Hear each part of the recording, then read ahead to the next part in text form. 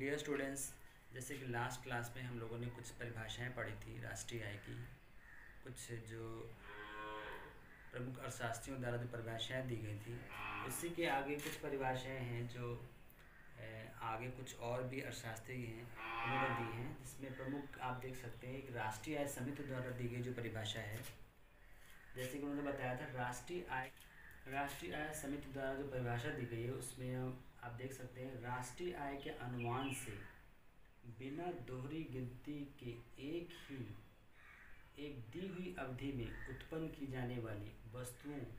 एवं सेवाओं की मात्रा की माप की जा सकती है। राष्ट्रीय आय समिति ने जैसे कि एक राष्ट्रीय आय के बारे में जो बताया है, उन्होंने बताया कि अगर हम राष्ट्रीय आय का अनुमान लगाते हैं तो उससे हम बिना दोहरी गिनती किए हुए एक ही अवधि में जो वस्तुओं और सेवाएं की मात्रा उत्पन्न की जाती हैं उनकी मात्रा की माप कर सकते हैं आसानी से। लेकिन इनकी जो परिभाषा है राष्ट्रीय आय की, इसकी एक बहुत बड़ी जो कमी क्या है कि बहुत ही व्यापक परिभाषा दे दी गई है, जिसमें पूरी तरीके से इसको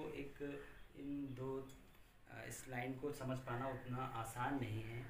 तो ये यहाँ पे बहुत ज़रूरी है कि राष्ट्रीय आय की ऐसी परिभाषा दी जाए जो थोड़ा सा कॉम्पैक्ट हो और समझने में आसान हो। इसलिए उसके बाद एक और जो अर्थशास्त्री हैं प्रोफेसर साइमन कुजनेट्स, उन्होंने बताया था राष्ट्रीय आय वस्तुओं व सेवाओं की वह विशुद्ध उत्पत्ति है जो एक वर्ष की अवधि में देश की उत्पादन प्रणाली में अंतिम उपभोक्ताओं के हाथों में पहुंचती है। कहने का मतलब है, जो साइमन कुजनेट्स ने बताया है कि उनका कहना था कि राष्ट्रीय आय वस्तुओं व सेवाओं की विशुद्ध उत्पत्ति है। मतलब उनका कहने का मतलब था जो वस्तुएं और सेवाएं जो जिस देश में उत्पादित की जा रही हैं एक वर्ष की अवधि में, वो उत्पादन की प्रणाली से अंतिम वस्तुओं के हाथों, अंतिम उपभोक्ताओं के हाथों में पहुंचती है। कहने का मतलब है कि जो उपभोक्ता है, जो जिन वस्तुओं का वो उपभोग करता है, उन्हीं वस्तुओं की उन वस्तुओं का जो भी मूल्य है उसी की गणना ही हम राष्ट्रीय आय में करते हैं। तो हम कह सकते हैं साइमन कुजनेट्स की जो परिभाषा है वो राष्ट्रीय आय समिति से थोड़ा सा अलग है और थोड़ा एक कॉम्पैक्ट है।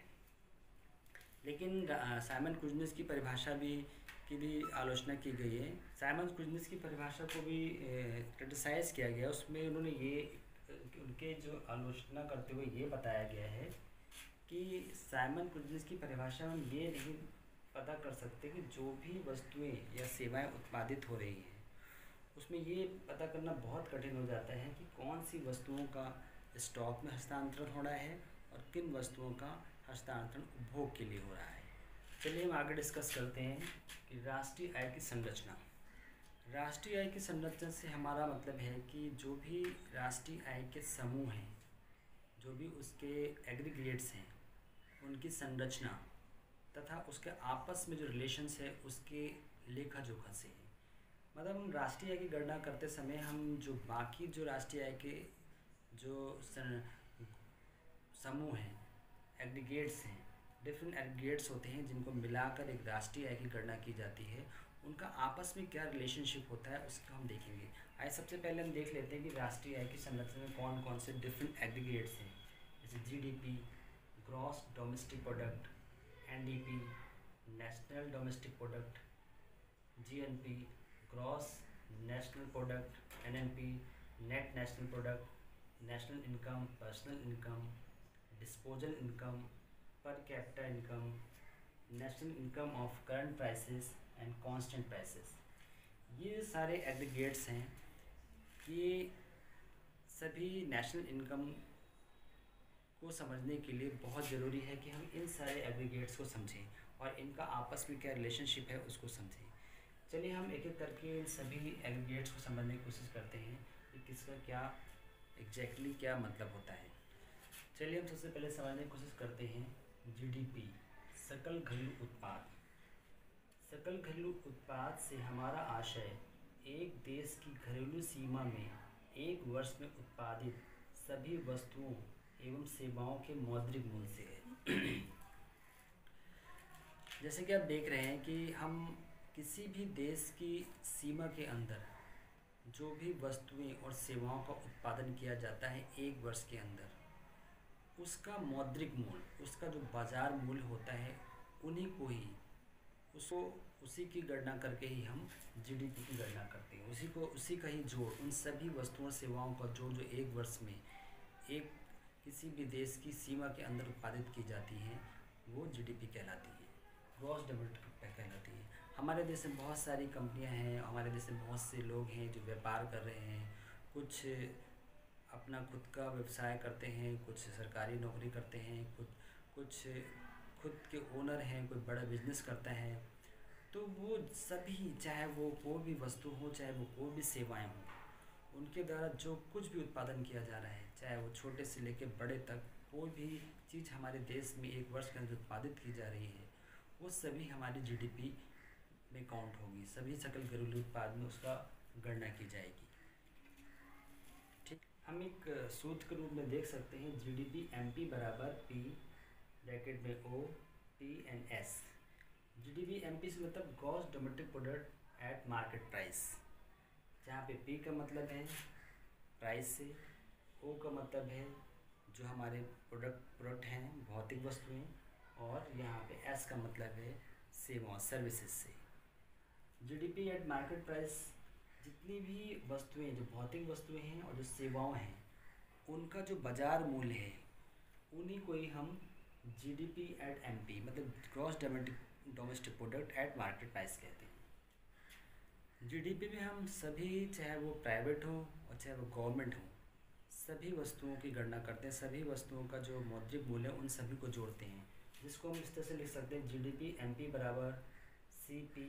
Plus C G plus I P plus I G, जहाँ पे सी है consumption of private goods, C G का मतलब है कंजम्पशन ऑफ गवर्नमेंट गुड्स,